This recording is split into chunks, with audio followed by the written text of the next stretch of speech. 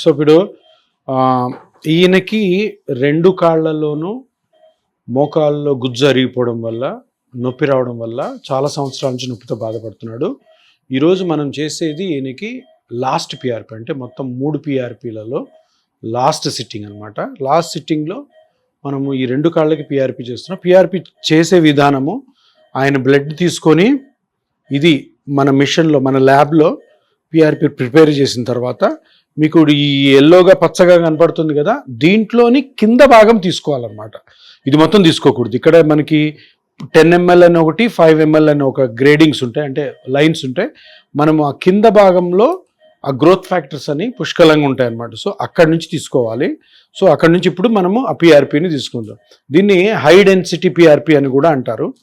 ఎందుకంటే ఎక్కువ ప్లేట్లెట్స్, ఎక్కువ గ్రోత్ ఫ్యాక్టర్స్ ఉన్నాయంటే ఫాస్ట్గా కార్టిలేజ్ డెవలప్ అవుతుంది, ఫాస్ట్గా నొప్పి తగ్గుతుంది, ఫాస్ట్గా యాక్టివిటీస్ పెరుగుతాయి, ఫాస్ట్గా మన పని మనం చేసుకోవచ్చు అనమాట. సో అందుకని హై డెన్సిటీ పిఆర్పిని ఇప్పుడు తీస్తున్నాం అనమాట. సో ఇది మనం తీసుకున్నాము.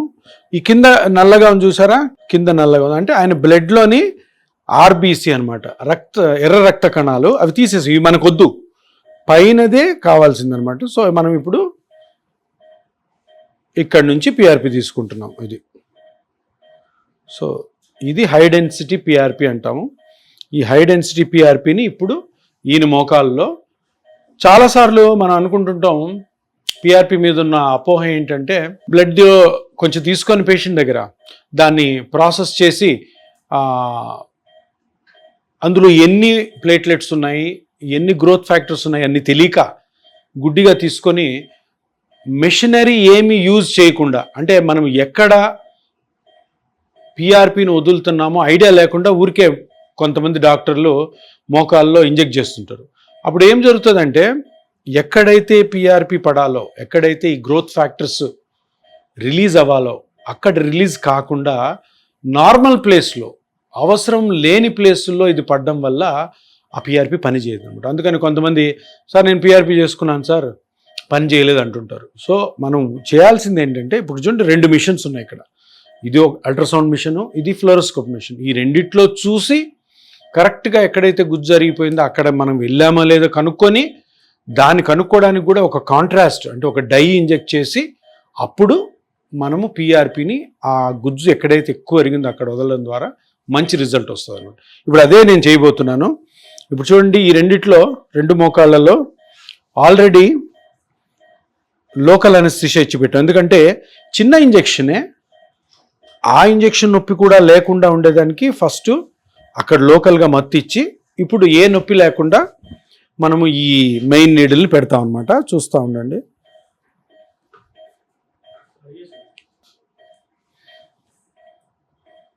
సో మనం జాయింట్లోకి వెళ్ళిపోయాము.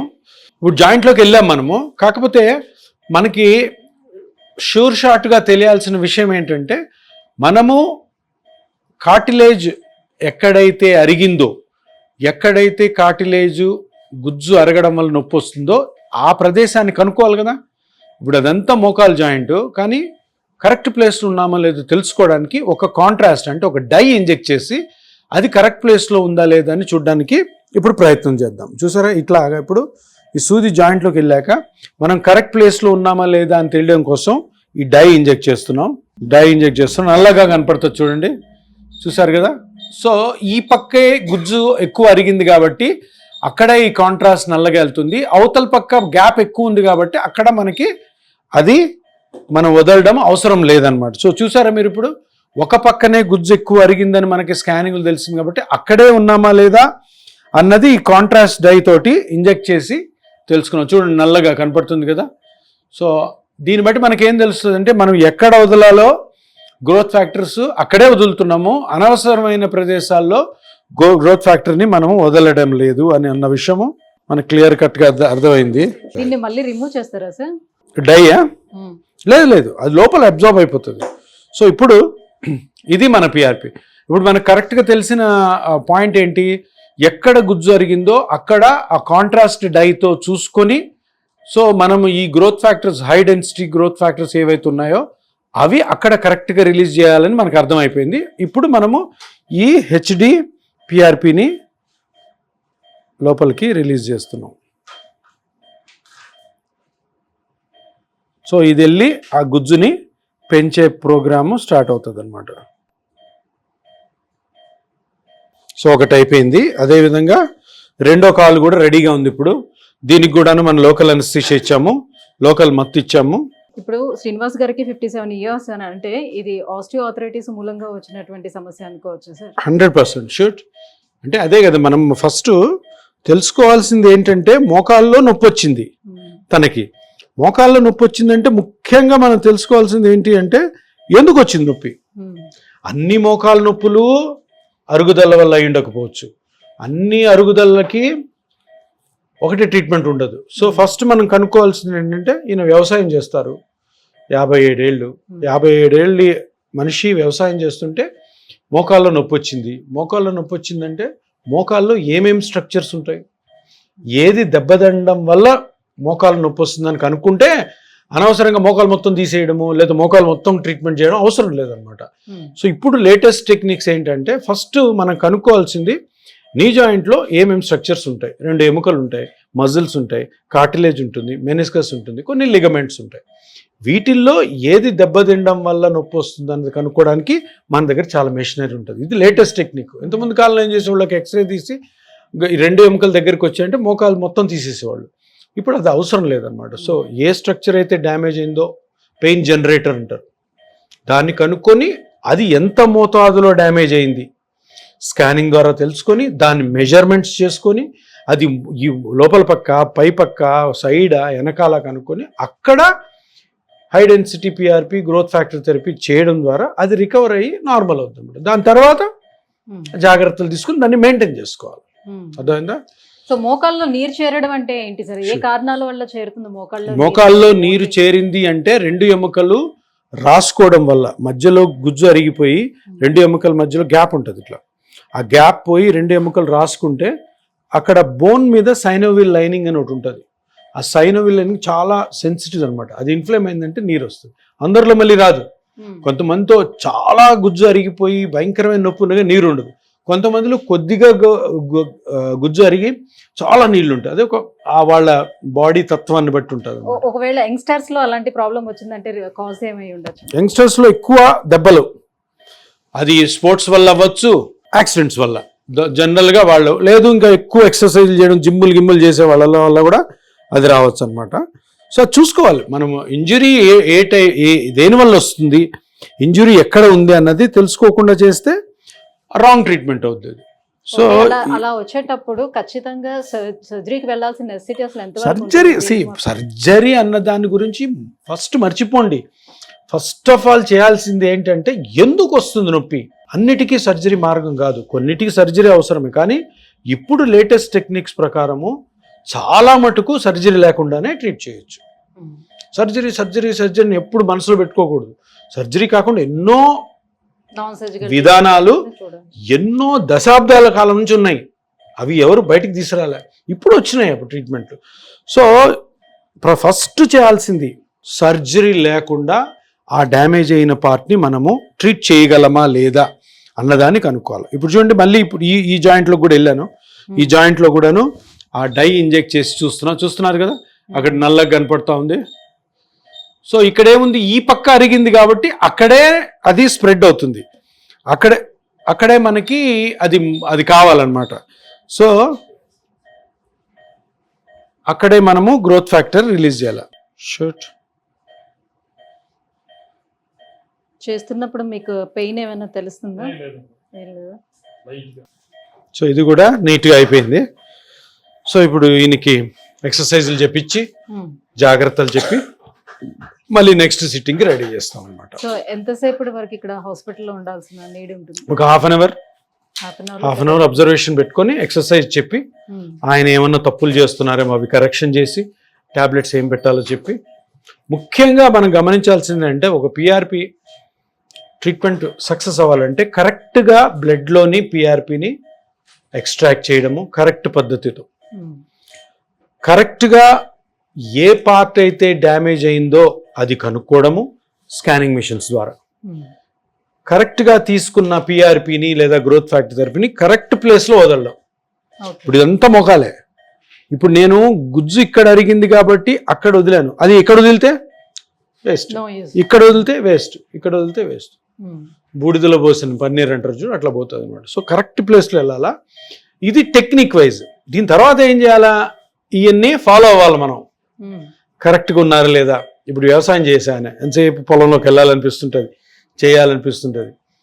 సో సాగర్ నుంచి నీళ్ళు వస్తున్నాయి లేదా, కెనాల్లో వాటర్ వస్తుంది, ఎప్పుడు వస్తుంది, వానలు పడుతున్నాయి, ఇదే టెన్షన్లో ఉంటారు రైతులు. సో ఇప్పుడు ఈయనని ఇంకొక 4 నెలల పాటు ఆయన ఏం చేయాలి, ఆయన చేసే పని ఏంటి, ఆ పనిలో ఆయన ఏ విధంగా చేసుకోవాలి, చేయాలి కదా పొలం. ఇప్పుడు వానలు పడ్డాయంటే ఇప్పుడు ఖరీఫ్ సీజన్ స్టార్ట్ అవుతుంది, తప్పకుండా వెళ్ళాలి పొలంలోకి, వెళ్ళొచ్చు పొలానికి, అక్కడ ఎలా చేయాలి, ఇవన్నీ ఇన్స్ట్రక్షన్స్ ఇవ్వాలా. అవన్నీ ఆయన ఫాలో అవుతున్నారు లేదు, ఎవ్రీ మంత్ ఈ ట్రీట్మెంట్ అయిపోయిన తర్వాత కూడా ఫాలో అప్ చేసుకొని, ఇప్పుడు ఇంకొక 4 months పడుతుంది. 4 monthsలో కూడా అప్పుడప్పుడు వస్తుంటే చిన్న చిన్న ఇబ్బందులు ఉంటాయి. ఆ ఇబ్బందులన్నీ కూడా స్కానింగ్ చేసి కనుక్కుంటుంటాం. ఇబ్బంది రాకపోవచ్చు, బట్ 4 months తర్వాత మంచి రిజల్ట్ వస్తుంది. ఎప్పుడు ఇవన్నీ కరెక్ట్ గా ఫాలో అయినప్పుడే. సో ఇప్పుడు మోకాల్లో ఇచ్చారు కాబట్టి ఇమీడియట్ గా నడవడం వల్ల ఏమైనా ఇబ్బంది ఉంటుందా? ఇమీడియట్ గా మామూలుగా నడుచుకుంటూ వెళ్ళిపోవచ్చు, ఏం కాదు. ఎక్కువ నడవకూడదు, అతిగా ఏ పని చేయకూడదు. ఇప్పుడు ఈ నడుచుకుంటూ వెళ్ళిపోతారు, వెహికల్లో ఇంటికి వెళ్ళిపోతారు అంతే.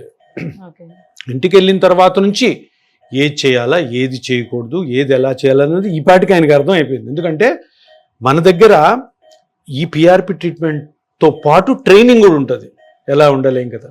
ఇప్పుడు ఏదో మనం రాసి ఈ పని చేయదు కాదు, వాళ్ళకి అన్ని కంటిన్యూస్గా ఈ 4 sittings చెప్తూ ఉంటే వాళ్ళకి అర్థమైపోతుంది, ఓహో ఇవి చేసుకోవాలి. అంటే ఇక్కడ పిఆర్పి చేసుకున్న తర్వాత 4 months తర్వాత ఆయన మోకాళ్ళకి ఆయనే డాక్టర్. ఎందుకంటే అంత ఎక్స్ప్లెనేషన్స్, ఎందుకంటే ఇవన్నీ జబ్బులు కాదు, ఇవన్నీ మనం చేసే పనుల వల్ల, మనకున్న వయసు వల్ల ఒక చిన్న మార్పు అంతే. సో దాన్ని ఆయనకి ఎంత బాగా మనం ఎక్స్ప్లెయిన్ చేయగలిగితే అంత మంచి రిజల్ట్ వస్తుంది. ఫిజియోథెరపీ అనేది ఎప్పటి నుంచి స్టార్ట్ చేపిస్తారు? ఫిజియోథెరపీ అనేది ఏం కాదు, ఎక్సర్సైజ్లు చేసుకోవడం, చిన్న ఎక్సర్సైజ్లు అంతే. ఫిజియోథెరపీ దానికి పెద్ద పేరు ఇవ్వాల్సిన అవసరం లేదు, చిన్న ఎక్సర్సైజ్లు. ఇప్పుడు ఇది మోకాలు, నీ జాయింట్, ఇక్కడ గుజ్జు జరిగింది. ఈ గుజ్జు మీద ప్రెషర్ పడకుండా ఈ చుట్టుపక్కల ఉన్న మజిల్స్ ని స్ట్రెంగ్తన్ చేయడమే ఫిజియోథెరపీ. ఇప్పుడు ఏమవుతుంది, బాడీ వెయిట్ ఉంది, బాడీ వెయిట్ మనం గుజ్జుని పెంచుతున్నాం కాబట్టి గుజ్జు మీద పడకుండా ఉండాలంటే ఏం చేయాలా, చుట్టుపక్కల ఫ్రెండ్స్ అందరూ హెల్ప్ చేయాలా. అవి ఈ మజిల్స్ అనమాట. చూడు, ఈ మజిల్ చాలా వీక్ ఉంది, ఈ మజిల్ వీక్ ఉంది, యూతల మజిల్ వీక్ ఉంది, కింద మజిల్. సో ఈ బాడీ వెయిట్ నంతా ఈ మజిల్స్ తీసుకోవడం కోసం, ఈ చుట్టుపక్కల ఉన్న మజిల్స్ తీసుకోవడం వల్ల ఈ బాడీ వెయిట్ అన్నది కార్టిలేజ్ మీద పడదు, గుజ్జు మీద పడదు. అప్పుడేమవుద్ది, గుజ్జు పెరుగుతుంది, గుజ్జు చెడిపోదు తర్వాత కూడా. సో అదే మనం ఎక్సర్సైజ్లు అనగానే మనం ఏదో అనుకుంటుంటాం, ఏం లే, గుజ్జు అరిగింది ఒక పాయింట్లో, చుట్టుపక్కల ఉన్న మజిల్స్ని స్ట్రెంగ్తన్ చేస్తే గుజ్జు మీద బరువు పడకుండా గుజ్జు పెరుగుతుంది, ఫ్యూచర్లో చెడిపోకుండా ఉంటుంది. ఈ కాన్సెప్ట్, ఈ సైన్స్ తెలుసుకోవాలి ఎవరైతే డాక్టర్లు చేస్తున్నారో, పేషెంట్ కూడా తెలుసుకోవాలి. సో ఎక్సర్సైజ్ ఎందుకు చేస్తున్నాం అన్న విషయం కూడా అర్థం అవ్వాలి. సో అలా చేయడం ద్వారా ఈ ఇండైరెక్ట్గా ఈ మజిల్ స్ట్రెంగ్తన్ చేసుకొని దాని మీద ప్రెషర్ పడకుండా చూసుకుంటారు. ఇప్పుడు మీరంటే అనస్థీషియా ఇచ్చారు కాబట్టి, సో ప్రెసెంట్ తనకి పెయిన్ ఏం తెలియకపోవచ్చు, ఆఫ్టర్ దట్ ఏమైనా ఒక 24 hours అట్లా పెయిన్ ఏముండదు, చిన్న, ఇప్పుడు మనం ఇక్కడ ఇంజెక్షన్ వేసుకుంటే కొంచెం నొప్పి ఉంటుంది, అలా ఉంటుంది. అది మామూలు చెయ్యి వేసుకుంటే 2 రోజులు ఉంటుంది కదా. ఇక్కడ మనం అనస్థీషియా ఇచ్చాం కాబట్టి టిష్యూ డ్యామేజ్ కూడా కొంచెం తక్కువ ఉంటుంది, చిన్న నీడిల్ కాబట్టి అంత పెద్దగా ఉంటుంది. కొంతమంది ఓవర్ సెన్సిటివ్ ఉంటారు, వాళ్ళ కోసం చిన్న టాబ్లెట్ పెడతాం, 2 రోజులు వేసుకొని ఆపేయమంటారు. శ్రీనివాస్ గారు అంటే కొంచెం వెయిట్ పరంగా చూసుకుంటే ఆయన చాలా తక్కువగానే కనిపిస్తున్నారు కాబట్టి no issue. So over weight ఉండేటప్పుడు మనం పిఆర్పి తీసుకోవటం వల్ల కూడా ఏమైనా యూజ్ ఉంటుందా, ఎలా వాళ్ళ వెయిట్ రెడ్యూస్ అయితే కానీ అది పనిచేస్తుందా లేదా? వెయిట్ రిడక్షన్ అన్నది ఇష్యూనే కాదు ఇక్కడ. ఎవరు కూడా ఇప్పుడు 120-130 kgs ఉన్న టకామని వెయిట్ తగ్గమంటే తగ్గరు, అది అంత ఈజీ కాదు. కానీ మోకాలు నొప్పి ఉంటుంది కాబట్టి తప్పకుండా మోకాలు నొప్పిని తగ్గించుకోవాలా. వెయిట్ వల్ల ఆ పెరిగిన గుజ్జు ఎలాగా తగ్గకుండా ఉండాలన్నది చేయాలి, అది ఒక వేరే ప్లాన్ ఉంటుంది. ఇప్పుడు ఈయన బాడీ వెయిట్కి ఈయన చేస్తున్న పనులకు ఒక ప్రోటోకాల్. ఒక 125 kgs ఉన్న మనిషి వచ్చి నాకు పిఆర్పి చేయండి, నా మోకాలు అరిగిపోయింది అని చెప్తే వాళ్ళు వేరే ప్రోటోకాల్ ఉంటుంది. ఒక్కొక్కరికి ఒక విధంగా ఉంటుంది. బాగున్నావు కదా, ఇబ్బంది లేదు కదా, కొంచెం ఇట్లా మాట్లాడుతుంటే ఇది వస్తుంది. Right, thank you sir. So ప్రాక్టికల్గా మోకాలకి సంబంధించి ఇవాళ పిఆర్పి ఎలా చేస్తారు ఏంటి అనేది ఈ ఆపరేషన్ థియేటర్లో మాకు చూపించినందుకు thank you so much. Thank you Sujitha.